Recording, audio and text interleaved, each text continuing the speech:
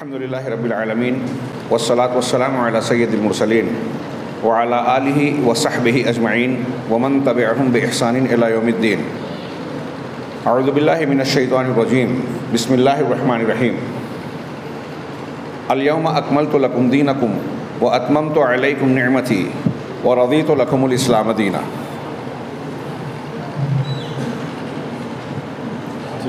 صدر محترم، اس بزم اور جامع البانی کے روح رواں شیخ فیض اللہ مدنی حفظہ اللہ، شیخ عبدالرزاق، شیخ ثناء اللہ، شیخ صداقت اللہ، دیگر علماء کرام حفظہم اللہ، میرے بزرگوں، بھائیوں، اسلامی ماؤں اور بہنوں، اس وقت جن ایام سے ہم گزر رہے ہیں، جناب محمد رسول اللہ صلی اللہ علیہ وسلم کے ارشاد گرامی کے مطابق یہ ایسے دن ہیں جن میں اللہ رب العالمین کو نیک اعمال انتہائی پسندیدہ ہیں، اور ان دنوں سے زیادہ پورے سال کے کسی اور دن میں نیک اعمال اس سے زیادہ پسندیدہ نہیں ہیں۔ صحیح بخاری کی روایت میں یہ ارشاد آپ کا مروی ہے۔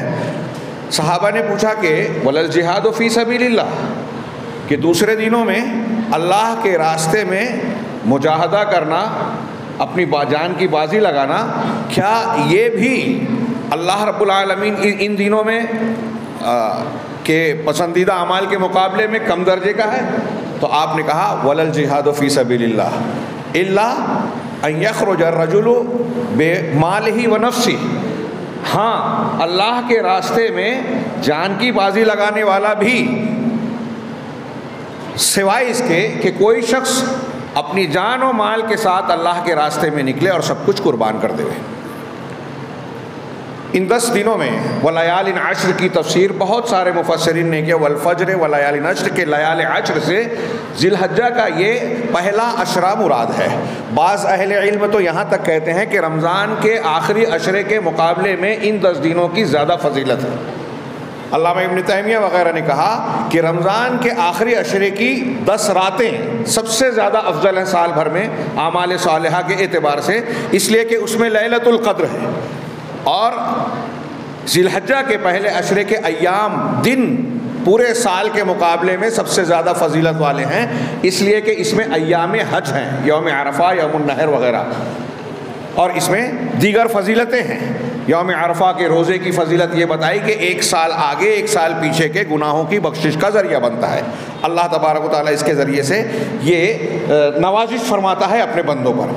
ان ایام کی بڑی فضیلت ہے، اس لیے کہ اس میں کئی عظیم الشان اہم عبادتیں اور مخصوص اسلامی شعار کو انجام دیا جاتا ہے۔ اللہ تبارک و تعالیٰ نے امت محمدیہ پر بہت سارے انعامات کے ساتھ یہ انعام فرمایا کہ سال بھر میں ایسے کچھ خاص ایام، اوقات، لمحات اور اعمال بتائے کہ جس میں تھوڑا عمل کر کے آپ سالہ سال کے اجر و ثواب کے مستحق ہو سکتے ہیں۔ یہ کوئی چھوٹی موٹی بات نہیں ہے۔ انہی ایام میں جناب محمد رسول اللہ صلی اللہ علیہ وسلم کا حج بھی وقوع پذیر ہوا، نبوت کے 10ویں سال یعنی 9 ہجری میں۔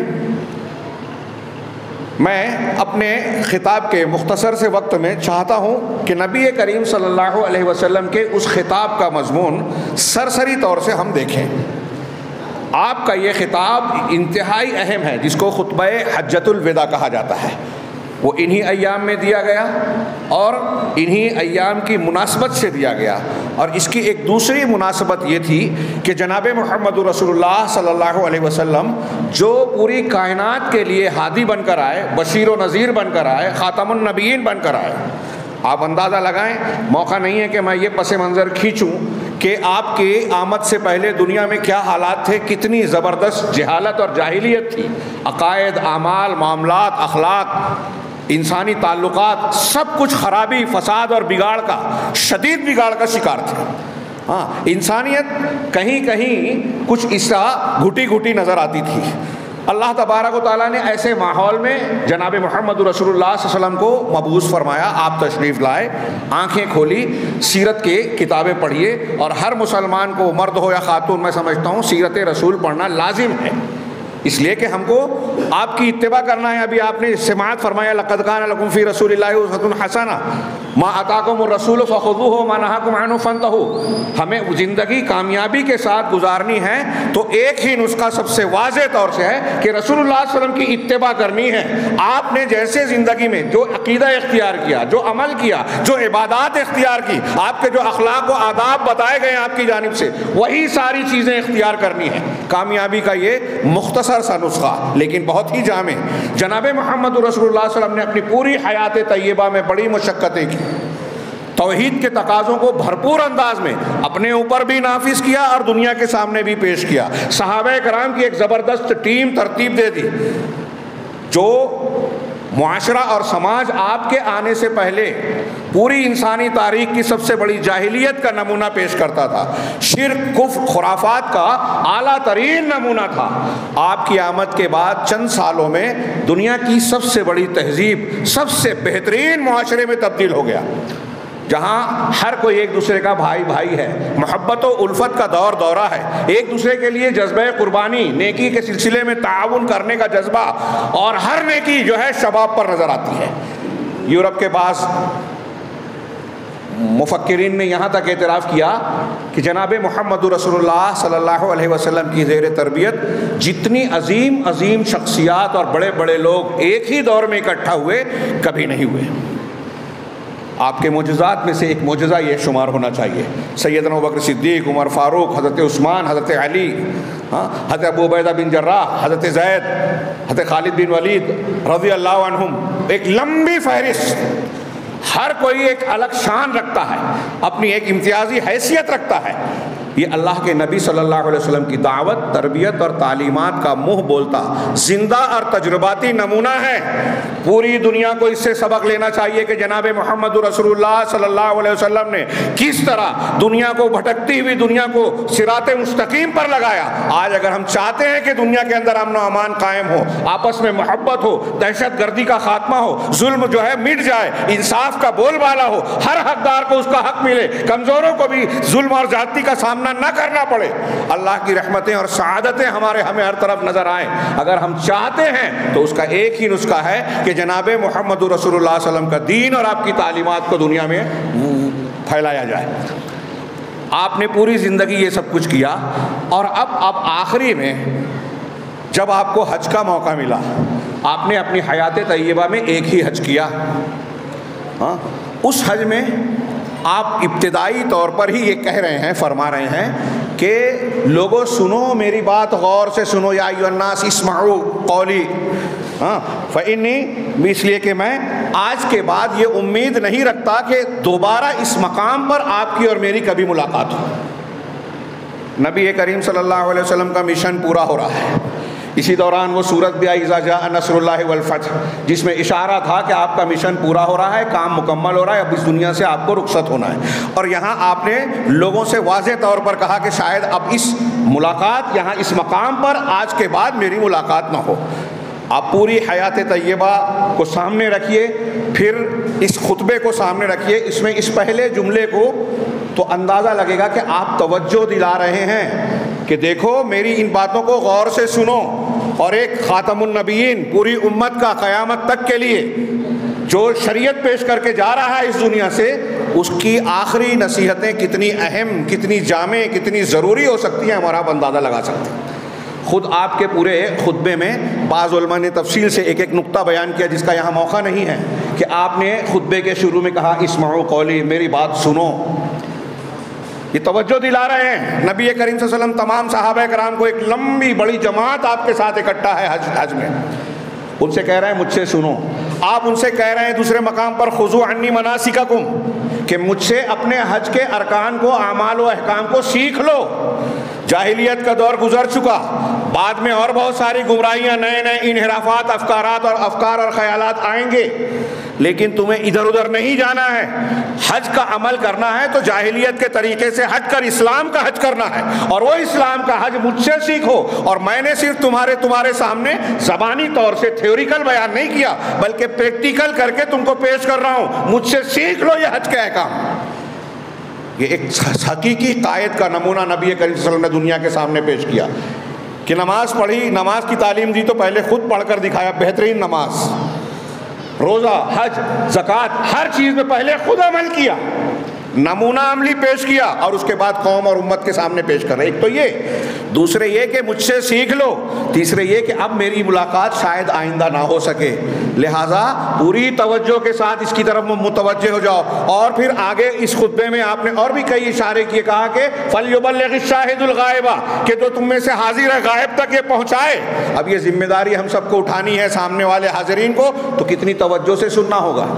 یہ ساری باتیں اس خطبے کی اہمیت کی طرف اشارہ کرتی ہیں، بلکہ واضح طور سے بیان کرتی ہیں کہ یہ بہت اہم خطبہ ہے، بڑی جامع تعلیمات ہے۔ اور پھر اتنا ہی نہیں، ایک لمبی تعداد تھی، نبی کریم صلی اللہ علیہ وسلم سواری پر مختلف موقعوں پر کئی بیانات کیے، اونچائی کی طرف اٹھ کر بیان کر رہے ہیں تیز آواز سے، اور آپ نے اپنی آواز دور تک پہنچانے کے لیے درمیان میں ایک نمائندہ بھی رکھا، حضرت علی رضی اللہ تعالیٰ عنہ کو، بعض روایات کے مطابق، کہ وہ آپ کی آواز سن کر آگے اس کو دہرا رہے ہیں کہ جن تک آواز نہیں پہنچ رہی ہے وہاں بھی پہنچ جائے۔ اس تناظر میں شیخ علامہ ابن قیم رحمہ اللہ نے اس خطبے کے بارے میں کہا کہ اس کے مضامین کو اجمالی طور سے ذکر کرتے ہوئے کہا کہ اللہ کے نبی صلی اللہ علیہ وسلم کو آپ نے اپنی سواری پر سوار رہتے ہوئے ایک عظیم الشان خطاب سے نوازا، لوگوں کو خطاب کیا، جس میں اسلام کے قواعد کو آپ نے مقرر کیا، بیان کیا، اسلام کی بنیادوں کو بیان کیا، واضح کیا، اور اس میں شرک اور جاہلیت کے قواعد کو، ان کے ستونوں کو منہدم کر دیا۔ شرک اور جاہلیت یعنی غیر اسلامی تعلیمات، غیر اسلامی طور طریقوں کی بنیاد کو اکھاڑ دیا، اور اس میں محرمات، ایسی حرام چیزوں کے حرمت کو آپ نے واضح انداز میں بیان کیا جس کے حرام ہونے پر دنیا کے تمام مذاہب متفق ہیں، اور وہ کیا ہیں؟ لوگوں کے جان، لوگوں کے مال، لوگوں کی عزتیں، ناحق طریقے سے ان پر زیادتی کی جائے، دست درازی کی جائے، اس کو آپ نے حرام کیا اس خطبے کے اندر۔ اور اس میں آپ نے وضاحت کے ساتھ کہا کہ جاہلیت کی ہر چیز کو میں اپنے قدموں کے نیچے رکھتا ہوں۔ ابھی ہم تھوڑی سی وضاحت اس کی آگے پڑھیں گے، سنیں گے انشاءاللہ۔ اور پھر آپ نے اپنے متعلقین کے سود کو ختم کرنے کا اعلان کیا اور کہا کہ اس کو حرام کیا جا رہا ہے، لوگوں کو کہ سود کا لینا دینا حرام ہے، یہ پہلے بھی بیان کیا، آخر میں بھی بیان کیا، اور اس کو مزید بیان کرتے ہوئے آپ یہ کہہ رہے ہیں کہ میں اپنے گھر کے سودی معاملات کو، حضرت عباس کو جو میرے چچا ہیں ان کے سودی لین دین کو ختم کرتا ہوں، اپنے قدموں کے نیچے رونتا ہوں۔ گویا اس میں آپ یہ بھی اشارے پر غور کیجئے، آج کے دور میں، موجودہ زمانے میں یہ جو تعلیمات ہیں جس کی تھوڑی سی وضاحت ہم پڑھیں گے، دنیا کو ان تعلیمات کی شدید ضرورت ہے۔ ان تعلیمات کی مخالفت کرنے کی وجہ سے پوری دنیا آج فسادات کی آماج گاہ بنی ہے، ہر طرف بگاڑ ہے، ظلم ہے، زیادتی ہے، خرابیاں ہیں، معاشی پریشانیاں، سیاسی بے راہ روی، اخلاقی بحران۔ کون سا شعبہ زندگی ایسا ہے جہاں خرابی اور بگاڑ نہیں ہے، انسان بے چینی کا شکار نہیں ہے؟ ان کو حل کرنا ہے تو خطبہ حجۃ الوداع کے یہ آخری پیغام کو، اللہ کے نبی صلی اللہ علیہ وسلم کے جامع ترین پیغام کو دوسروں تک پہنچانے سے پہلے ہمیں سمجھنا ہوگا، ہمیں سمجھ کر اپنی زندگی میں اسے نافذ کرنا ہوگا۔ چنانچہ شیخ نے کہا، علامہ ابن قیم رحمہ اللہ نے، کہ جاہلیت کے تمام امور کو آپ نے رون دیا، اپنے قدموں کے نیچے ڈالا، اور اسی میں جاہلیت کے سود کو بھی آپ نے ختم کیا اور ہر قسم کے سود کو باطل قرار دیا۔ اسی طرح آپ نے عورتوں کے ساتھ خیر اور بھلائی کی وصیت کی، کہ خواتین کے ساتھ، جو سماج کا کمزور طبقہ ہے لیکن معاشرے کا ناگزیر حصہ ہے، کسی سماج میں مرد اور خاتون کے بغیر کوئی سماج نہ بن سکتا ہے نہ بڑھ سکتا ہے، دونوں کے ملاپ سے ہی سماج معاشرہ بنتا ہے، لہذا کوئی سماج امن چین سکون سے اس وقت تک نہیں رہ سکتا جب تک سماج کے ان دونوں پہیوں کے حقوق ادا کیے جائیں، ان دونوں کو سکون اور ان کے حقوق میسر ہوں، ان کے اپنے کردار کو پورے طریقے سے انجام دینے کا علم ہو اور اس کے ساتھ بھلائی کا معاملہ کیا جائے۔ چنانچہ آپ نے عورتوں کے ساتھ حسن سلوک کا حکم دیا اور یہ بیان کیا، اس حق کو بیان کیا جو ان عورتوں کا ہے، اور ان چیزوں کو بھی بیان کیا جو ان عورتوں پر مردوں کے تئیں ذمہ داری عائد ہوتی ہے، اور یہ بھی بیان کیا کہ ان کو مردوں پر یہ ضروری ہے کہ ان کے کھانے کا، ان کے کپڑے کا معروف طریقے سے انتظام کیا جائے۔ اس کی کوئی خاص مقدار مقرر نہیں کی اللہ کے نبی صلی اللہ علیہ وسلم نے، کہ کہ اتنا ہی کھانا ہونا چاہیے، اتنا. ہر شخص اپنی استطاعت اور طاقت کے مطابق معروف طریقے سے اس کا انتظام کرے. اسی طریقے سے عورتوں کے لیے مردوں کے لیے یہ جائز کیا کہ اگر عورتیں نافرمانی نشوز کا ارتکاب کرتی ہیں تو انہیں مار سکتے ہیں، لیکن وحشیانہ طریقے سے، جانوروں کی طریقے سے شدید مار نہ ماریں، بلکہ ایک انسانی انداز میں تعدیب اور ادب سکھانے کے اعتبار سے جو کچھ کارروائی ہو سکتی ہے وہ کیا جائے، اس کی اجازت دی گئی. اسی طریقے سے امت کو ایک جامع وصیت یہ کی کہ اللہ کی کتاب اور اپنے نبی صلی اللہ علیہ وسلم کی سنت کو مضبوطی سے پکڑ لے. جب تک ان دونوں کو مضبوط پکڑے رہو گے کبھی گمراہی نہیں ہوگی. میرے بھائیو، علماء کرام تشریف لا رہے ہیں، وہ یقیناً قابل احترام ہے، ان کا استقبال کرنا چاہیے، لیکن جو باتیں میں کہہ رہا ہوں بہت اہمیت کی حامل ہے. میں جیسے اللہ کے رسول صلی اللہ علیہ وسلم نے کہا تھا اس خطبے سے پہلے کہ لوگوں میری بات سنو. امام سفیان ثوری کہتے ہیں کہ علم کے لیے سب سے پہلی چیز ہے کہ آپ غور سے سنیں، خاموشی اختیار کریں. اللہ کے رسول صلی اللہ علیہ وسلم نے ایک صحابی سے کہا تھا لوگوں سے کہو کہ خاموش ہو جائیں، اور پھر اپنی تقریر میں کہا سنو. تو سنیں، خاموش ہو جائیں، بات پر توجہ دے کر اسے یاد کریں، اس پر عمل کریں اور اسے پھیلائیں. یہ علم کے مراحل ہیں، ان کے بغیر علم کا کوئی حصہ پورا نہیں ہو سکتا، علم کے تقاضے پورے نہیں ہو سکتے. تو میں عرض کر رہا تھا کہ اللہ کے رسول صلی اللہ علیہ وسلم نے خطبہ حجۃ الوداع میں ایک جامع وصیت یہ فرمائی پوری امت کو تا قیامت کہ اللہ کی کتاب اور اس کے رسول کی سنت کو مضبوطی سے پکڑا جائے. یہ ایک جملہ، اس میں سے خطبہ حجۃ الوداع کا ایک ایک جملہ اتنی تفصیل اپنے اندر سمیٹے ہوئے ہے اور اپنے اندر ایسی اہمیت و افادیت کو لیے ہوئے ہے کہ اگر ان کی باتوں کو کھولا جائے تو ایک ایک خطاب اس میں تیار ہو سکتا ہے، طویل طویل. چنانچہ اللہ کی کتاب اور رسول کی سنت کو مضبوط پکڑنا، یہ ایک جملہ ہماری پوری زندگی کو سمیٹنے اور صراط مستقیم پر لگانے کے لیے کافی ہے. اور اس ایک جملے میں بھی اختصار سے کام لوں کہ دنیا کے جتنے باطل مذاہب ہیں، غیر اسلامی تو چھوڑیے، مسلمانوں میں جو گمراہ فرقے پیدا ہو گئے بدعت و خرافات کو کے حاملین، رافضیت ہو، جہمیت ہو، اشعریت ہو، ماتریدیت ہو، صوفیت ہو، یا ہمارے ہاں تقلید اور دوسرے ناموں پر جو بھی قرآن و حدیث سے ہٹانے والے طور طریقے بدعت کی طرف لے جانے والے اصول ضابطے پائے جاتے ہیں، ان سب کا رد ہو جاتا ہے صرف اس ایک جملے میں. اور اس ایک جملے کی تعلیم کو اختیار کر لے مسلمان. ہمارا جتنا بھی یہ جلسہ اس قسم کی محفلیں سجائی جاتی ہے، جتنی بھی تفصیلی گفتگو کرتے ہیں، ان سب کا ماحصل یہی ہے کہ ہم اپنی زندگی میں اللہ کی کتاب اور اللہ کے رسول صلی اللہ علیہ وسلم کی سنتوں کو اختیار کر لیں، اس کو مضبوطی سے تھام لیں. ہر قسم کی گمراہی سے نجات کی یہی گارنٹی ہے. لیکن لوگوں نے، کسی نے عقل کو فیصل بنا لیا، کسی نے دوسرے مذاہب کے اصول ضابطوں کو اختیار کیا. یونانی فلسفے کے آنے کے بعد لوگوں نے فلسفہ اور منطق کو جو ہے دین کو سمجھنے کے لیے جو ہے ذریعہ بنانے کی کوشش کی.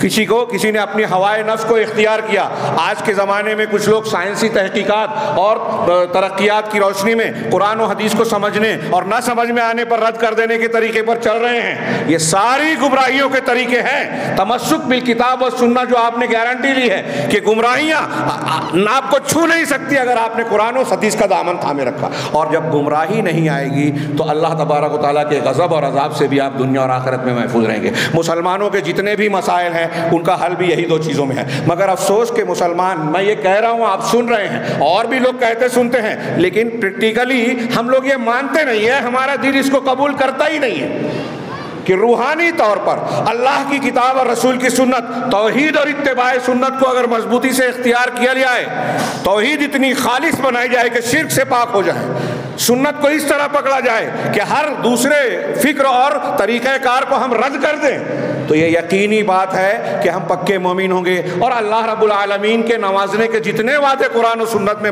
بیان کیے گئے اس کے مستحق بن جائیں گے. پھر دنیا کی کوئی طاقت ہمیں ذلیل نہیں کرے گی، رسوا نہیں کرے گی. ہمارے بے گناہ بچے جو ہے اس طرح سے قید و بند کا شکار نہیں ہوں گے جیسے آج ہو رہے ہیں. ہمارے گھروں پر اس طرح بلڈوزر نہیں چلیں گے. جان مال عزت و آبرو کی یوں لوگوں کے تماش بینوں کے سامنے رسوائیاں نہیں ہوگی جیسی آج ہو رہی ہے مسلمانوں کی. آزمائشیں آئیں گی، رسوائیاں نہیں ہوگی. چنانچہ اللہ تبارک و تعالیٰ، اللہ کے رسول نے اس خطبے میں یہ بھی بیان کیا، پھر یہ بھی بتایا کہ اللہ کے رسول صلی اللہ علیہ وسلم نے کہا کہ تم سے میرے بارے میں سوال کیا جائے گا. امانتوں کا ذکر کیا. ہاں بعض خود خطابات میں میرے بارے میں سوال کیا جائے گا اور پوچھا جائے گا تو تم کیا کہو گے؟ صحابہ نے کہا کہ ہم گواہی دیں گے کہ آپ نے پہنچا دیا. ہاں آپ نے آسمان کی طرف انگلی اٹھا کر کہا اللہم اشہد اللہم اشہد. یہ گویا آپ عملی طور سے مظاہرہ کر رہے ہیں کہ ایک طرف تو میں نے دین پہنچا دیا، دوسرے یہ کہ رب العالمین تیرے سامنے میں جواب دیا ہوں، تجھے بھی گواہ بنا رہا ہوں اور امت کو بھی گواہ بنا رہا ہوں. یہ آدمی کو اپنی ذمہ داری کا احساس ہونا چاہیے. سید المرسلین خاتم النبیین، جن کے بارے میں خود اللہ تبارک و تعالیٰ نے قرآن میں کئی مقامات پر کہا لعلک باخع نفسک علی آثارہم ان لم یؤمنوا بہذا الحدیث اسفا. آپ کو اس بوجھ کا کتنا شدید احساس تھا. وَوَضَعْنَا عَنْكَ وِزْرَكَ کہہ کے تسلی دی اللہ تعالیٰ نے کہ آپ ایسا لگتا ہے کہ یہ لوگ اگر ایمان نہیں لائیں گے تو آپ ان کے پیچھے اپنے آپ کو ہلاک کر لیں گے. وہ بھی اپنی احساس ذمہ داری میں کتنے پریشان ہیں.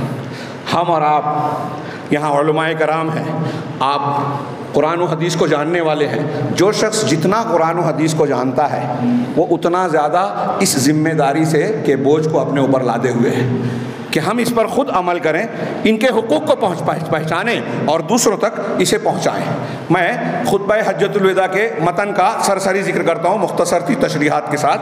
اللہ رب کے رسول صلی اللہ علیہ وسلم، یہ حضرت جابر کی ایک لمبی حدیث صحیح مسلم میں ہے، اس میں بھی اس خطبے کا کافی کچھ حصہ ہے، اور جو روایت میں الفاظ پڑھنے جا رہا ہوں یہ سیرت ابن ہشام میں مروی ہے، منقول ہے، جس کے اکثر کچھ الفاظ کے فرق ہیں، اکثر بیشتر الفاظ حدیثوں میں صحیح حدیثوں میں موجود ہے. اللہ تبارک و تعالیٰ، اللہ کے رسول نے فرمایا یا ایھا الناس اسمعوا قولی، لوگوں میری بات کو غور سے سنو. کیوں غور سے سنو؟ عام حالات میں بھی سننا چاہیے، اور یہ تو ایک مخصوص حالت ہے، موقع و محل کی مناسبت ہے، اور پھر آپ کا آخری خطبہ ہے. اس حجۃ الوداع کے خطبے یا حج کے بعد تقریباً کم و بیش 2.5 مہینے کے بعد آپ اس دنیا سے رخصت کر گئے. ہاں آپ نے کہا اگلا جملہ فإنی لا ادری لعلی لا القاکم بعد عامی ھذا، اس لیے کہ میں نہیں جانتا کہ شاید میں اس سال کے بعد تم سے بہذا الموقف ابدا، اس مقام پر کبھی تم سے ملاقات کر سکوں. شاید اب اس کے بعد اس جگہ تم سے میری ملاقات نہیں ہوگی. ہاں یہ کوئی آپ توجہ دلا رہے ہیں. ہاں چنانچہ اس پر میں نے کچھ باتیں کی. اگلا جملہ اللہ کے رسول صلی اللہ علیہ وسلم نے پہلا جملہ جو بیان فرمایا ایھا الناس ان دماءکم واموالکم علیکم حرام الی ان تلقوا ربکم، کہ اے لوگو تمہاری جان، یعنی تمہارا خون، تمہاری جان، تمہارے مال، بعض روایتوں میں اعراض کا بھی لفظ ہے، تمہاری عزتیں تمہارے ایک دوسرے پر حرام ہیں. کوئی مسلمان کسی مسلمان کی جان، مال، عزت و آبرو پر ناحق دست درازی نہیں کر سکتا. حرام ہے. ہمارے درمیان اخوت کا رشتہ ہے، کسی کے لیے یہ جائز ہی نہیں ہے، صراحتاً حرام ہے. اللہ کے نبی صلی اللہ علیہ وسلم کی ان تعلیمات کو اس تناظر میں دیکھیے کہ آج ہمارے سماج اور معاشرے میں، عالم اسلام میں، بعض لوگ خواہشات نفس کے نام پر، بعض لوگ کچھ غلط قسم کے افکار کی بنیاد پر، دین کے بگڑے ہوئے تصور کے نام پر جو ہمارے ہاں خارجیت پائی جاتی ہے، خود مسلمانوں کی جان، مال اور عزت و آبرو سے کھیلتے ہیں. جدید دور کی خارجیت جس کا ذکر آپ سنتے رہتے ہیں، ہاں وہ کیا ہے؟ وہ یہی ہے کہ لوگوں کو بغیر شرعی آداب اور اصول سے ہٹ کر کافر قرار دے دینا اور ان کی جان کو حلال سمجھ لینا، ان کے مال کو حلال سمجھ لینا. مسلمان کہلانے والے طبقوں میں ایسے کئی طبقات پائے جاتے ہیں. ان کے لیے، اور ہم عام زندگی میں جو غیبت چغلیاں کرتے ہیں، مسلمانوں کی عزتوں سے کھیلتے ہیں، ناجائز طریقے سے ایک امیر مسلمان غریب مسلمان سے اسکول میں، دواخانے میں، کسی مقام پر رشوت لے رہا ہے، ناجائز طریقے سے اس کا مال کھا رہا ہے، یہ ناحق اس کا حق مار رہا ہے، لے رہا ہے، اس حدیث کی مخالفت کر رہا ہے، نبی کریم صلی اللہ علیہ وسلم کی اس تعلیم کے خلاف جا رہا ہے. ہاں یہ میں نے اشارہ کیا. ایسے جان، مال، عزت و آبرو کے تعلق سے ہمارے ہاں کہاں کہاں اللہ کے رسول صلی اللہ علیہ وسلم اور قرآن و سنت کی تعلیمات کی ہم مخالفت کر رہے ہیں. غور کیجئے. آگے بڑھتا ہوں. اللہ کے رسول صلی اللہ علیہ وسلم نے فرمایا کہ تم اپنے پروردگار سے ملاقات کرو، اس وقت تک تمہارے جان، مال، عزت و آبرو ایک دوسرے پر حرام ہے. کحرمت یومکم ھذا وکحرمت شہرکم ھذا، تمہارے اس دین کی حرمت، اس دن کی حرمت کی طرح، اور اس مہینے کی حرمت. ذی الحجہ کا مہینہ اشہر حرم میں سے ہے، حرمت والے مہینوں میں سے. اور اسی طریقے سے یہ دن جب آپ خطاب فرما رہے ہیں، ہاں یہ یوم عرفہ اور یوم النحر یہ حرمت والا دن ہے، حرمت والا مقام اور محل شہر تھا، چنانچہ آپ نے آگے فرمایا وَإِنَّكُمْ، تو جیسے یہ حرمت والا ہے مہینہ دن، ایسے ہی تمہاری آپس میں جان و مال ایک دوسرے کے لیے حرمت والی ہے، عزت، کسی پر کوئی تصرف نہیں کر سکتا، جائز ہی نہیں ہے مسلمان کے لیے۔ یہ تعلیمات ہم سن رہے ہیں، اور پھر آپ نے ایک جگہ اسی خطبے میں بعض روایتوں میں یہ بھی ہے کہ آپ نے فرمایا لا ترجعوا بعدی کفارا یضرب بعضکم رقاب بعض، کہ تم میرے بعد کافر نہ بن جانا کہ ایک دوسرے کی گردنیں مارنے لگو۔ ہاں یعنی ایک دوسرے کی گردن مارنا یہ کفر اور اسلام کا شیوا ہو سکتا ہے، مسلمان کے لیے ایسا تو کر ہی نہیں سکتا، اور غیر مسلم کو بھی ناجائز طریقے سے نہیں مارا جا سکتا اسلامی تعلیمات کے مطابق۔ ہاں اللہ کے رسول کا فرمان ہے بخاری میں لا یزال المؤمن فی فسحۃ من دینہ حتی کیا ہے یصیب دمن حراما، کہ آدمی اپنے دین کے سلسلے میں کشادگی میں ہوتا ہے جب تک ناجائز طور پر خون کا ارتکاب نہ کر لے، کسی کی جان نہ مار دے۔ سنگین معاملہ ہے، جو کسی ذمی کا بھی قتل ناحق کر دے ہوئے حدیث میں ہے تو وہ جنت کی خوشبو سے محروم ہوگا۔ اس چیزوں کو ہم نے بہت ہلکا سمجھ لیا۔ شریعت نے جتنی شدت سے یہ تعلیمات بیان کی، آپ صلی اللہ علیہ وسلم جس موقع محل اور جس مناسبت سے بیان کر رہے ہیں، اتنا ہی زیادہ ہم ان چیزوں کے سلسلے میں لاپرواہ ہیں، بے توجہی کے شکار ہیں، اور عملی زندگی میں ان تعلیمات کی مخالفت کرنے پر بہت آسانی سے آمادہ ہو جاتے ہیں۔ کوئی بھی ہمیں بہکاتا ہے، معمولی سے اختلافات، ہمارے یہاں ابھی جیسے میں نے خارجیت کی بات کی، کسی مقام پر اہل بدعت پائے جاتے ہیں، اہل توحید مسجد بنانے جاتے ہیں تو مسجد بنانے نہیں دیتے، اس سلسلے میں خوریزی تک کرنے کے لیے تیار ہیں، غیروں تک اپنی جھوٹی مخبری کرنے کے لیے تیار ہو جاتے ہیں۔ کون سا دین مانتے ہیں، کون سی شریعت مانتے ہیں، کس محمد صلی اللہ علیہ وسلم کو آپ تسلیم کرتے ہیں؟ ایک طرف محبت رسول کا دعویٰ کرتے ہیں اور دوسری طرف قدم قدم پر ان کی تعلیمات کی مخالفت کر رہے ہیں۔ آگے بڑھتے ہیں، اللہ کے رسول صلی اللہ علیہ وسلم نے فرمایا وَإِنَّكُمْ سَتَلْقَوْنَ رَبَّكُمْ فَيَسْأَلُكُمْ عَنْ أَعْمَالِكُمْ وَقَدْ بَلَّغْتُ، ان قریب تم اپنے پروردگار سے ملو گے، ہاں، اور وہ تم سے تمہارے اعمال کے متعلق سوال کرے گا۔ یہ ہم سے آپ سے کوئی بھی ہمارا عمل ہے، ہاں، ہمارے زندگی کے جو بھی معاملات ہوں گے اس کا حساب ہمیں دینا ہوگا۔ یہ ہمارے دین کی ایک بنیاد ہے، عقیدہ آخرت، مرنے کے بعد دوبارہ زندہ کیا جانا اور اللہ رب العالمین کے سامنے پیش کیا جانا۔ یہ عقیدہ انسان کی اصلاح کے لیے انتہائی اہم اور انتہائی مؤثر ہے۔ اگر ایک بندے کے اندر یہ عقیدہ ہو تو ہم نے دیکھا کہ جن لوگوں کو پکا یقین تھا کہ اللہ رب العالمین کے سامنے جواب دینا پڑے گا تو انہوں نے کوئی تنہائی میں کسی گواہ کے بغیر کوئی گناہ کا ارتکاب کر بیٹھے، تب بھی آ کر عدالت نبوی میں اپنے آپ کو پیش کیا کہ اللہ کے رسول میں نے زنا کیا ہے، مجھ پر حد نافذ کیجیے۔ اللہ کے رسول میں نے روزے کی حالت میں اپنی بیوی سے جو ہے تعلق قائم کر لیا، ہاں مجھے جو سزا ہے وہ دیجیے۔ اللہ کے رسول میں نے ایسی غلطی کر لی، کیوں؟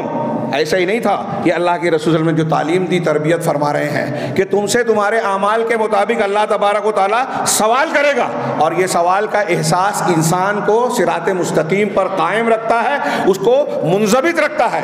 اب اس کے قدم کو ڈگمگانے سے، جہاں وہ بشری تقاضے، شیطانی وسوسے، نفسانی خواہشات کی بنیاد پر ادھر ادھر ہونے کی کوشش کرتا ہے، یہ یقین کر لے کہ اللہ کے سامنے جواب دینا ہے اور اللہ ہمیں دیکھ رہا ہے، اس کے کرامن کاتبین ہمارے ایک ایک عمل کو لکھ رہے ہیں۔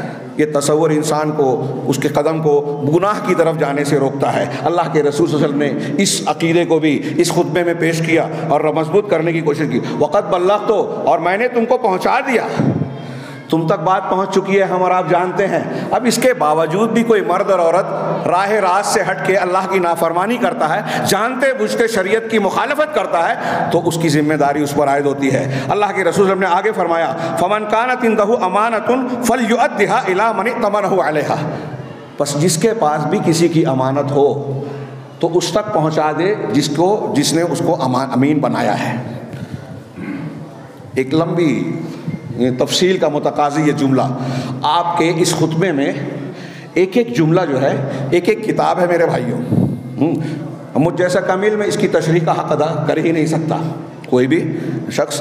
اور میں یہ بھی عرض کروں کہ اس کو اس تناظر میں بھی دیکھیے کہ دنیا میں آج جمہوریت، انسانیت، ہیومینٹی اور مختلف قسم کے افکار، سیکولرزم، سوشلزم کے نام پر لوگ یہ دعویٰ کرتے ہیں کہ وہ انسانوں کے مسائل کو حل کریں گے، اور اسی بنیاد پر اقوام متحدہ میں 1947-48 میں ہیومن رائٹس کے چارٹر کو تیار کیا گیا کہ انسان کے کیا بنیادی حقوق ہیں، انسان کو تمام دنیا کو جن قوانین کو ماننا ہے کہ انہیں یہ حق ملنا چاہیے، مردوں کا یہ حق، عورتوں کا یہ حق، پھر سال میں وہ مختلف ایام، عورتوں کا دن یہ ہے، بوڑھوں کا دن یہ ہے، چلڈرنس ڈے یہ ہے، فلاں ڈے یہ ہے، یہ کیوں کرتے ہیں؟ تاکہ لوگوں کو ان کے حقوق کے تعلق سے بیداری پیدا کی جائے، اور human rights of charter of human rights جو ہے اس کو نافذ کیا جائے، اس کا پالن کیا جائے۔ لیکن جیسا کہ بعض علماء نے کہا کہ ان کے یہ حقوق اور قوانین جو انہوں نے بنا رکھے ہیں وہ صرف کاغذ پر سیاہی اور روشنائی کی شکل میں پائے جاتے ہیں۔ جناب محمد رسول اللہ صلی اللہ علیہ وسلم نے اپنی زندگی کی تعلیمات کے بعد حجۃ الوداع کے موقع پر یہ جو مختصر سا خطبہ دیا وہ human rights of charter of human rights سے کہیں زیادہ بلیغ ہے، اور اس کو صرف تھیوری میں زبان سے آپ نے بیان نہیں کیا بلکہ آپ نے پریکٹیکل کر کے دکھایا، سماج کو ایسا ڈھال کے بتایا کہ دیکھیے اسلامی تعلیمات پر استوار ہونے والا، تربیت پانے والا سماج اور معاشرہ ایسا ہوتا ہے کہ دنیا میں کوئی اس کی مثال پیش ہی نہیں کر سکتا۔ یہ اس بات کی دلیل ہے کہ آپ کی تعلیمات آفاقی ہے، سب سے بہتر ہے، اور قیامت تک کے انسانوں کے لیے امن و آشتی کی ضمانت دینے والا ہے۔ ہاں، کسی سیکولرزم اور جمہوریت کے سائے میں لوگوں کی جان، مال، عزت و آبرو، امانتیں محفوظ نہیں ہیں۔ یہ اللہ کے رسول صلی اللہ علیہ وسلم کے اس جملے کو دیکھیے، آپ کتنے امین تھے۔ بعثت سے پہلے لوگ امین کہا کرتے تھے، آخری وقت میں اس جملے کی تشریح میں صرف ایک روایت کی طرف اشارہ کروں کہ آخر وقت میں جب جناب محمد رسول اللہ صلی اللہ علیہ وسلم کی قدم واپسی قریب ہے، آپ کا وفات کا وقت مرض الموت میں قریب آ رہا ہے، آثار نظر آ رہے ہیں، تو مجھے یاد پڑتا ہے کہ آپ نے وفات سے 1 یا 2 دن پہلے سہارا لے کر اپنے آپ کو مسجد میں لے گئے، مسجد کے ممبر پر بیٹھ کر آپ نے خطاب کیا، لوگوں کو نصیحتیں کی، اس میں بھی یہ جملے کہے کہ تم پر 2 چیزیں چھوڑے جا رہا ہوں، 2 چیزیں چھوڑے جا رہا ہوں، کتاب اللہ اور سنت رسول، اور اس قسم کی جامع تفصیل جو آپ نے حجۃ الوداع کے موقع پر کہی تھی، کئی باتوں کو وہاں مختلف دوسرے الفاظ میں بیان کیا۔ اسی میں آپ نے خطبہ دیتے ہوئے نماز ظہر سے پہلے اور نماز ظہر کے بعد دونوں وقت یہ سوال کیا حاضرین صحابہ کرام سے کہ اگر تم میں سے کسی کا کوئی حق مجھ پر عائد ہوتا ہے، مجھ سے کسی کو کچھ لینا ہے، کچھ باقی ہے، تو یہی مانگ لو۔ کون کہہ رہا ہے؟ سید المرسلین۔ ذرا غور کریں، ہمارے سماج اور معاشرے میں ہم نے کتنے لوگوں کے حقوق غصب کر کے بیٹھے ہیں۔ بیٹی کا حق، بھائی کا حق، پڑوسی کا حق لوگوں پر ظلم کر رہے ہیں، اور ہم بے پرواہ ہیں کہ اللہ ہمیں معاف کر دے گا، ہمارے آخرت ٹھیک ٹھاک ہوگی۔ یہ سید المرسلین خاتم النبیین کا عملی نمونہ دیکھیے کہ آخر وقت میں اپنے صحابہ کرام جانثاران سے سوال کر رہے ہیں کہ کسی کا کوئی حق ہے تو مجھ سے مانگ لو۔ دوسری مرتبہ جب آپ نے پوچھا تو ایک شخص نے کھڑے ہو کر کہا کہ اتنے درہم مجھے آپ سے لینے ہیں۔ اللہ کے نبی صلی اللہ علیہ وسلم نے حضرت فضل بن عباس رضی اللہ تعالیٰ عنہ سے کہا کہ انہوں نے جو بتایا، ان کا جو حق ہے میری طرف سے اسے ادا کر دو۔ امانتیں ادا کرنے کا یہ قرض بھی امانت ہے، کسی کا کوئی حق آپ کے پاس ہے وہ بھی امانت ہے، علم بھی آپ کے پاس امانت ہے، دینی تعلیمات جو ہمارے پاس ہے وہ امانت ہے، اس امانت کو اس کے حقدار تک پہنچانا ہماری ذمہ داری ہے۔ خطبہ حجۃ الوداع میں آپ نے امانتوں کو اس کے مالک تک پہنچانے اور اس کا حق ادا کرنے کا حکم دیا۔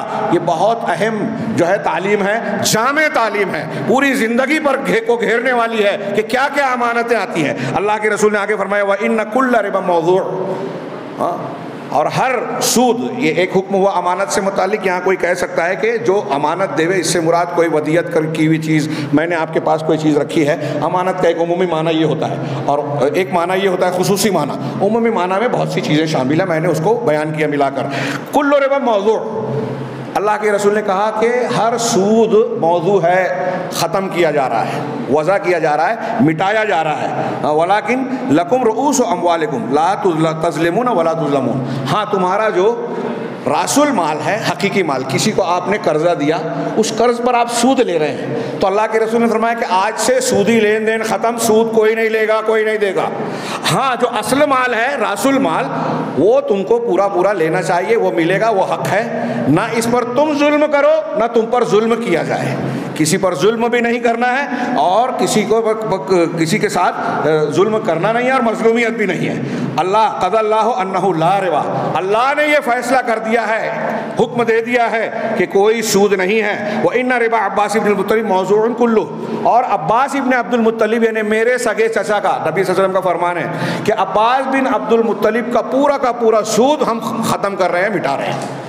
یعنی سود کی حرمت کا اس سلسلے میں اللہ کے فیصلے کا جب اعلان کیا تو آپ نے پہلے اپنے گھر کے سود کے خاتمے کا اعلان کیا، وضاحت فرمائی، یعنی حکم اور تعلیم علم دینے سے پہلے عمل کا بھی مظاہرہ کیا۔ یہ ہمارے لیے نمونہ ہے دعات کے لیے بھی، ہر مسلمان کے لیے، کہ دوسروں کو کوئی بات بتائیں اس سے پہلے اپنے اوپر اس کو نافذ کریں، عمل کریں۔ یہ ایک بات۔ دوسری بات غور کیجئے، نبی کریم صلی اللہ علیہ وسلم نے اپنی آخر کی جامع تعلیمات میں بطور خاص سود کا ذکر کیا۔ سود سے متعلق آنے والی آیتیں بھی آخر کی آیتوں میں شامل ہوتی ہیں، اس سے پہلے بھی سود کی حرمت کا ذکر ہے۔ گویا ایسا محسوس ہوتا ہے کہ جاہلیت میں تو سود کا لین دین ہوتا تھا، ہاں، یہود و نصارہ نے اپنے دین میں تحریف کر کے سودی لین دین کو روا رکھا تھا۔ یہودی مذہب میں تلمودی جو ان کی فقہ کی کتاب ہے، تحریفی دین بنایا، اس میں یہ کہا کہ یہودی سے سود نہیں لے سکتا، اگر کبھی لینا بھی ہو تو بہت معمولی، لیکن غیر یہودی سے جتنا چاہے جیسے چاہے سود لے، اس کے حق کو چھینے چاہے جس طریقے سے ان سے زیادہ سود لے سکتا ہے غیر یہودی سے۔ یہودی سے نہ لے، اور لے تو بہت تھوڑا لے۔ میں نے پڑھا نہیں، سنا ہے کہ ہندو مذہب میں بھی سود سے متعلق ممانعت اور ناپسندیدگی کا تذکرہ موجود ہے، اور اکثر مذاہب میں، خاص طور سے آسمانی مذاہب میں تو ضرور اس کی حرمت کا تذکرہ ہے۔ اللہ کے نبی صلی اللہ علیہ وسلم آخری موقع پر یہ بطور خاص کہہ رہے ہیں، گویا ایسا محسوس ہو رہا ہے کہ جاہلیت کے یہ طریقے جو پہلے رائج تھے اور اس کی بنیاد پر لوگوں پر مالی ظلم ہوتا تھا، ہاں، ہندوستان میں بھی آپ دیکھیں جو زمینداروں کا اور کسانوں کا یا غریبوں کا، آج بھی ہمارے یہاں بینکوں کے سود کے سسٹم میں کسان اور بہت سارے لوگ مقروضین جو ہے خودکشی کر رہے ہیں۔ اس میں کچھ صحیح کچھ غلط بھی لوگ بیان کرتے ہیں، خودکشیاں کر رہے ہیں، کچھ لوگ لے کے بھاگ جاتے ہیں، ہاں، راس المال بھی ادا نہیں کر رہے ہیں، بڑے بڑے ادیوگ پتی بھاگ گئے، اور موجودہ حکومت نے کچھ اس میں سے کئی لوگوں کو معاف بھی کر دیا اور اس کا بوجھ جو ہے وہ لوگوں پر نافذ کر دیا۔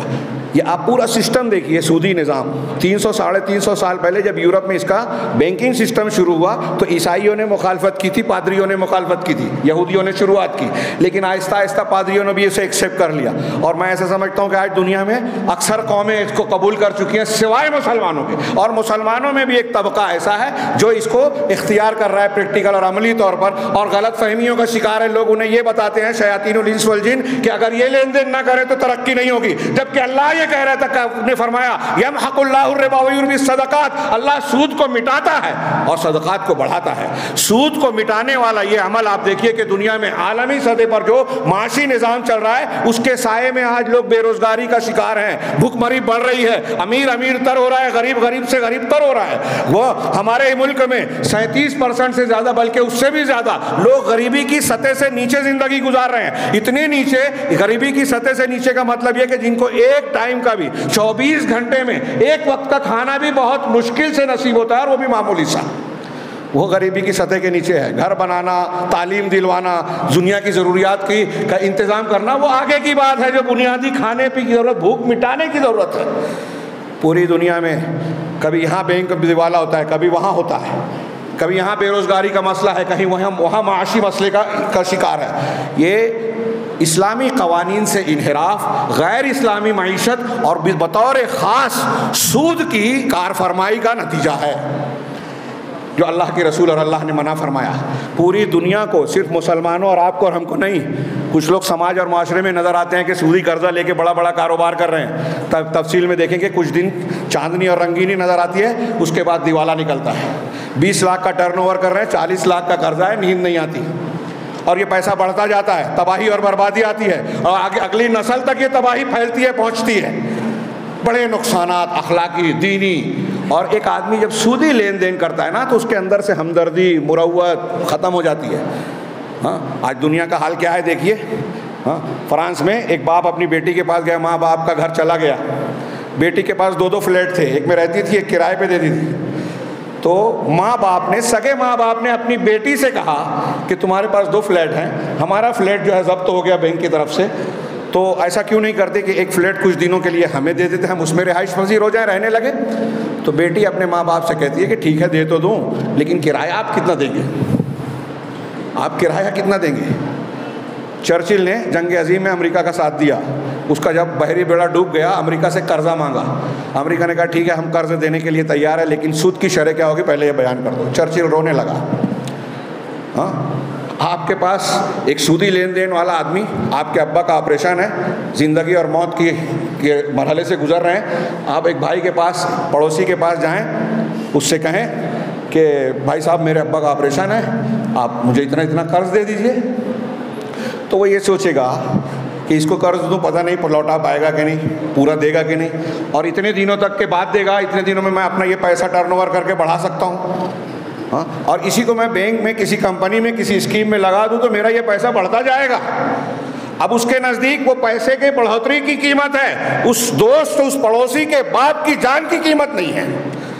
میں کہنا یہ چاہتا ہوں ان مثالوں کی روشنی میں کہ جہاں سودی لین دین ہوتا ہے وہاں دنیا پرستی آ جاتی ہے رنگینی میں. آج مسلمانوں میں بھی غیر مسلموں کی طرح دنیا پرستی ہے. ہمارے معاملات دیکھ لیجئے، ہم دنیا دیکھتے ہیں یا دین دیکھتے ہیں؟ میں کیا مثالیں تو میرا وقت ختم ہو رہا ہے، کافی کچھ باقی ہے. ہاں، شادی بیاہ کا معاملہ لے لیجئے. ہمارے یہاں سماج میں دیکھیے، کوئی پیسے والا شخص، کوئی اچھے گھر کا آدمی جس کی اچھی بچی ہے، دیندار لڑکی ہے، وہ کسی ایسے کہ بھئی عالم دین ہیں، ہاں متقی پرہیزگار ہیں، ان کو بچی دے دیں. یہ توحید اور اس سنت کا تو مسئلہ ہی نہیں، انشاءاللہ آخرت کے لیے اچھا راستہ ہوگا. یہ کوئی سوچتا ہے ہمارے یہاں؟ بلکہ مولوی کا رشتہ آ جائے تو ارے مولوی صاحب کھلائیں گے کیا، کھائیں گے کیا، اور گھمائیں گے پھرائیں گے کیا، ان کو کیا دیں میں. ہاں مالدار ہے، وہ شراب پیتا ہے، ٹھیک ہے بعد میں ٹھیک ہو جائے گا، پیسہ ہے، ہو جاتی ہے غلطیاں. فلاں برائی ہے، جوا کھیلتا ہے، اصلاح ہو جائے گی. فلاں خرابی ہے، ہاں ٹھیک ہو جائے گا.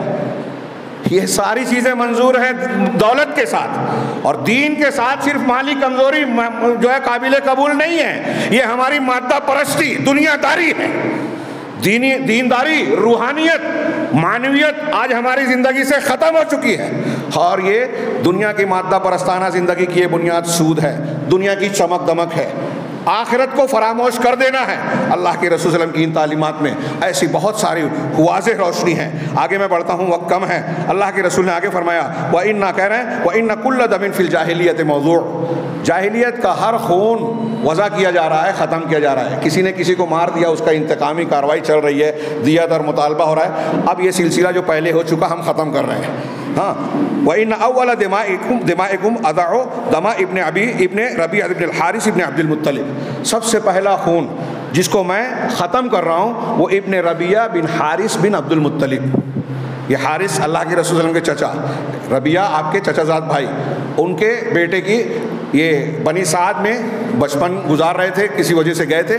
قبیلہ حذیل کے لوگوں نے ناحق قتل کیا تھا، ان سے وہ خون کا مطالبہ کیا جا سکتا تھا، لیکن رسول اللہ صلی اللہ علیہ وسلم نے کہا کہ میرے خاندان کا یہ جو خون ہے میں اس کو ختم کر رہا ہوں، اس حق کے مطالبے سے دستبردار ہو رہا ہوں. ہاں، یعنی یہ ساری انتقامی کارروائیوں کا سلسلہ ہمیں اور آپ کو تعلیم ہے اس بات کی کہ اگر مسلمانوں میں کسی کا کوئی معاملہ ہے جس کی وجہ سے آپس میں اتحاد و اتفاق میں رکاوٹ پیدا ہو رہی ہے، نفرت ہو رہی ہے، اور دوسرے مسائل اور پریشانیاں پیدا ہو رہی ہیں، تو آپ غلطیوں کو معاف کیجیے، اپنے حق سے دستبردار ہو کے زیادہ قابل ترجیح اور برکت والی چیز کو اختیار کیجیے. اس کے بعد اللہ کے رسول نے فرمایا کہ اما بعد، ہاں لوگو ایھا الناس فإن الشیطان قد یئس من ان یعبد بأرضکم هذه ابدا.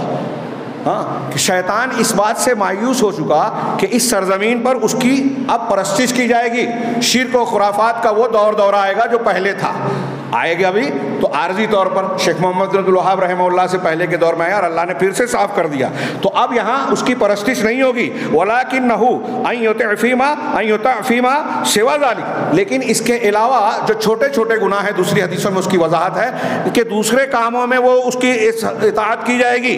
ہاں، اس بات سے وہ تم سے راضی ہے. مِمَّا تَحْقِرُونَ مِنْ، اسی حدیث میں ہے کہ جس کو تم اپنے عمل میں چھوٹا عمل سمجھتے ہو، یعنی تم جو چھوٹی برائیاں سمجھتے ہو نا، شیطان اس میں تم کو ملوث کرے گا. شرک اور خرافات. اس سے یہ بھی پتہ چلا کہ جو لوگ توحید پر ہوتے ہیں، یہاں عرب کے لوگوں سے اللہ کے رسول نے کہا، لیکن میں ایک اور عمومی معنی بیان کر رہا ہوں کہ جو لوگ توحید پر ہوتے ہیں، شرک سے پاک ہوتے ہیں، ہم اہل الحدیث خاص طور سے توجہ دیں، ہاں، جن کے یہاں الحمدللہ شرک نہیں ہے الا ماشاء اللہ، ہاں، تو ان کے یہاں کیا ڈالے گا شیطان؟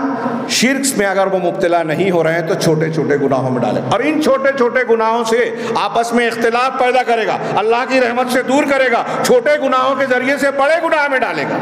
ہم چھوٹے چھوٹے گناہ کا کر کے، مثال کے طور پہ آج پوری ہمارے دیکھتے ہیں اہل حدیث ہر جگہ لڑتے ہیں، یہ چھوٹا گناہ نہیں ہے، دین کے ایک فرض کا ترک ہے، اور اس کی بنیاد پر دین اور دنیا کے بہت سارے نقصانات کا سامنا کرنے پہ جماعت ہماری مجبور ہے، اپنے فرائض کو ادا کرنے میں جو ہے کمزور ہے، ہاں، تو شیطان کے اس پھندے سے اپنے آپ کو بچانا چاہیے۔ اللہ کے رسول صلی اللہ علیہ وسلم کے خطبہ حجۃ الوداع چمکتے ہوئے ہمیں اس تعلیم کو یاد دلا رہا ہے، اس کو فاحذروا علی دینکم، لہٰذا اپنے دین کے سلسلے میں تم ہوشیار رہو، ہاں، شیطان کے پھندے اور چکر میں آؤ گے تو چھوٹے چھوٹے گناہ کو چھوٹا سمجھ کر اپنے دین کو جو ہے تج دو گے۔ پھر اللہ کے رسول نے فرمایا کہ ایھا الناس فإن لکم علی نسائکم حقا ولہن علیکم حقا، کہ تمہاری عورتوں کا تم پر حق ہے اور ان کا تمہاری عورتوں کا تمہاری عورتوں پر حق ہے اور ان کا تم پر حق ہے۔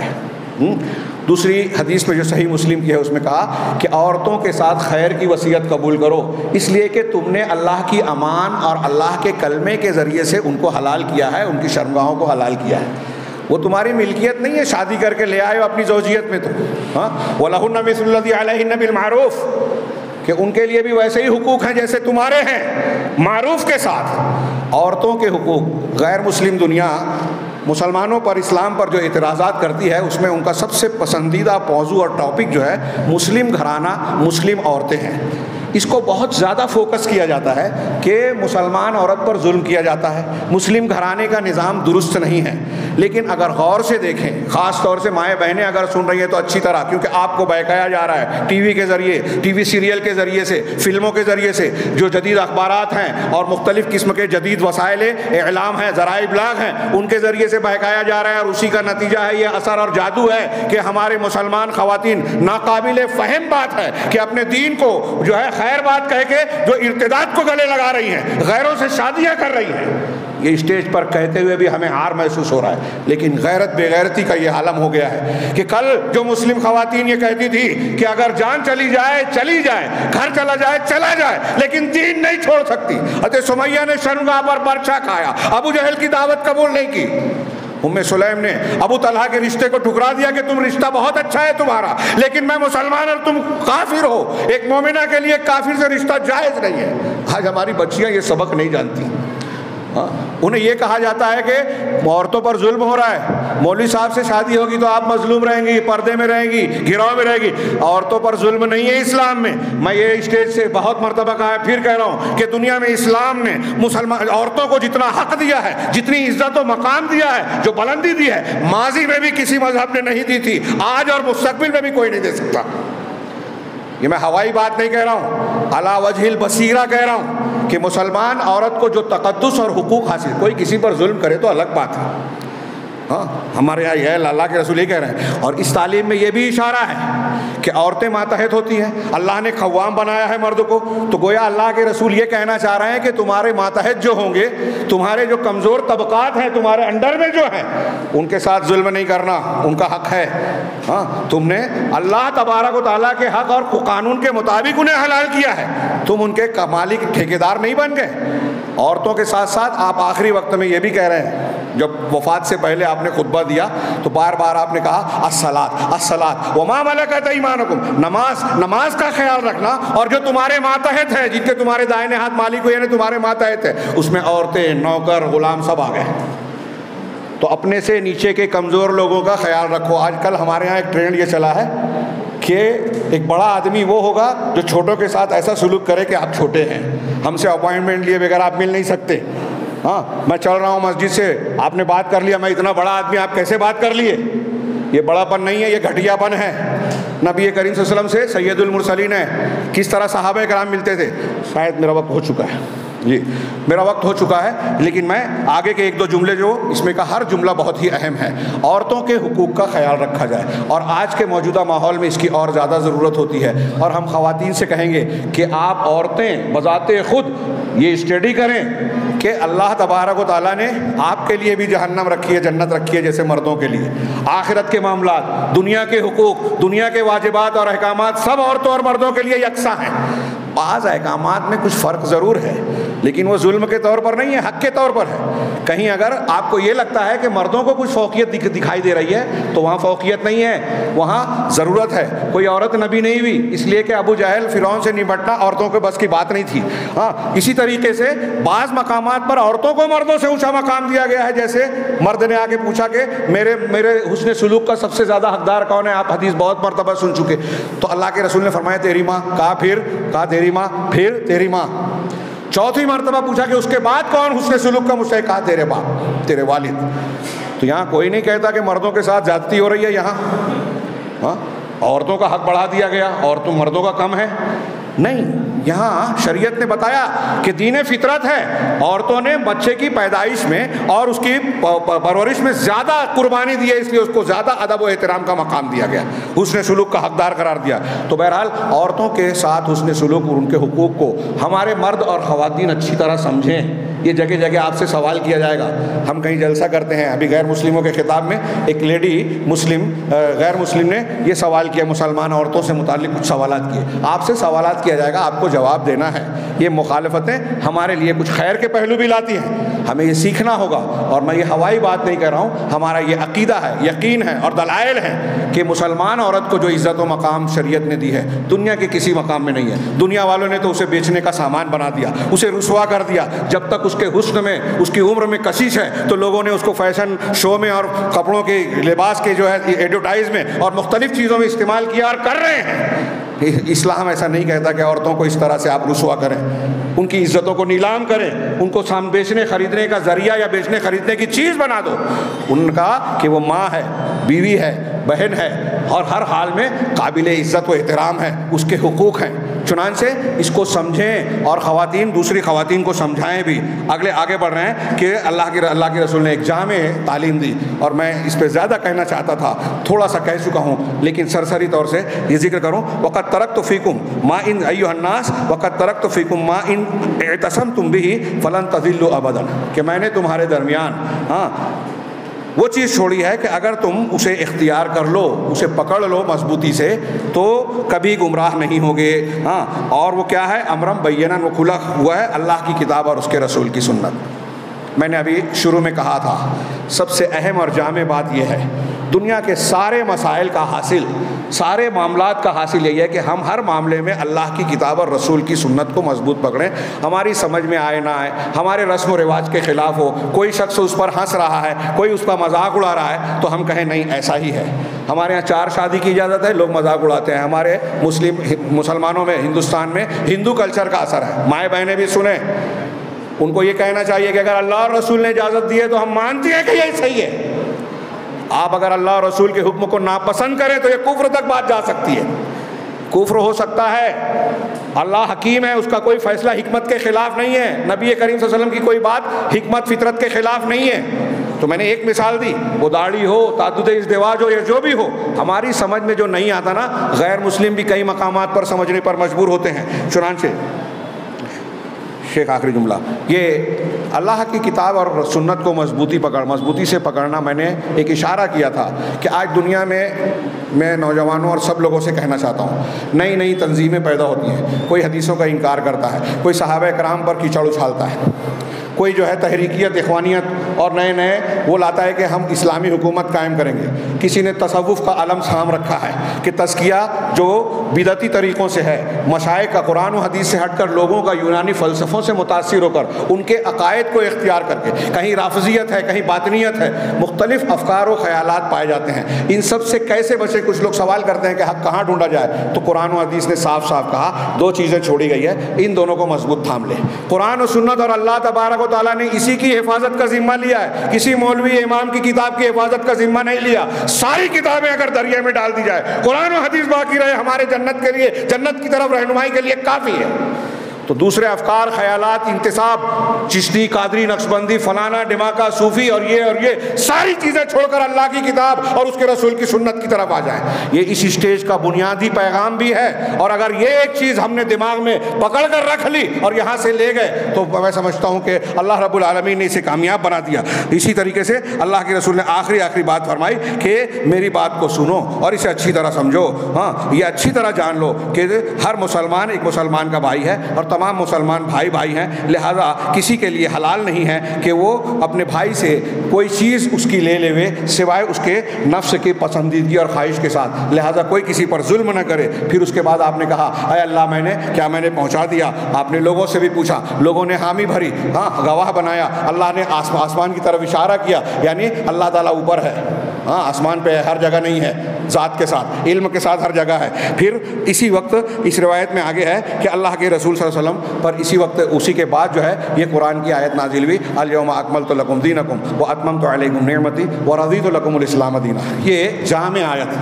ہاں حضرت عمر جی سے سن کر رونے لگے, کہا اللہ نے دین کو مکمل کر دیا, اب کمال کے بعد نقصان ہوگا, یعنی کمی آئے گی. اللہ نے اس کو کمال تک پہنچا دیا, اب کمی آئے گی. حضرت عمر رونے لگے. ہاں, اور یہ عظیم الشان آیت, اسے اچھی طرح یاد رکھے ہر مسلمان مرد اور عورت. میں ایسا کہتا ہوں دنیا میں جتنی بھی بدعت ہے سب اس سے رد ہوتی ہے. اللہ نے جس دین کو مکمل کیا وہی دین اسلام ہے, وہی اللہ کے یہاں مقبول ہے. اب اگر کوئی ایسا عمل, کوئی ایسا عقیدہ, کوئی ایسا تہوار, کوئی ایسا طریقہ جو اللہ کے رسول صلی اللہ علیہ وسلم اور قرآن کی تعلیمات میں نہیں ہے, صحابہ کرام نے جسے نہیں کیا, اگر کوئی اختیار کرتا ہے تو وہ دین کے کامل دین سے ہٹ کر ہے, اور جو کامل دین ہے اس سے ہٹ کر ہوگا تو اللہ کے رسول نے فرمایا کل محدثۃ بدعہ وکل بدعۃ ضلالہ, ہر نئی چیز بدعت ہے, ہر بدعت گمراہی ہے. لہذا وہ ہمارے لیے قابل قبول نہیں. یہ چند کلمات میں نے حجۃ الوداع سے متعلق بہت ہی اختصار کے ساتھ بیان کیے, کچھ جملے رہ بھی گئے ہیں. ہاں انشاءاللہ اس پر آپ دیگر علماء کرام سے سنیں گے, خود پڑھیں گے. میں یہ گزارش کروں گا کہ یہ جو ایام, جن ایام سے ہم گزر رہے ہیں, جہاں قربانی اور حضرت ابراہیم اور آل ابراہیم علیہ السلام کی زندگی کو ہم یاد کرتے ہیں, خطبہ حجۃ الوداع کو بھی تازہ کریں. آج اس کی مسلمانوں کو اور مسلمانوں کے ساتھ ساتھ دنیا کے تمام لوگوں کو اس خطبے اور اس میں موجود تعلیمات کی شدید ضرورت ہے. اللہ رب العالمین ہمیں دین کو سمجھنے, اس پر عمل کرنے کی توفیق عطا فرمائے, اور اس کی برکت سے دنیا اور آخرت میں ہر قسم کے فتنے اور عذاب سے محفوظ رکھے. میں آخر میں اللہ رب العالمین کا شکر گزار ہوں, اور اللہ کے بعد شیخ فیض اللہ صاحب, یہاں کے منتظمین, اہل مدرسے کے ذمہ داران کا بھی شکریہ ادا کرتا ہوں کہ انہوں نے یہ بہترین موقع اور سعادت کی مناسبت پر سعادت کا موقع مجھے عنایت فرمایا. اللہ رب العالمین ہم سب کے جمع ہونے کے مقصد کو قبول فرمائے اور اسے مفید دنیا و آخرت بنائے. وآخر دعوانا ان الحمد للہ رب العالمین وصلی اللہ علیہ نبینا محمد.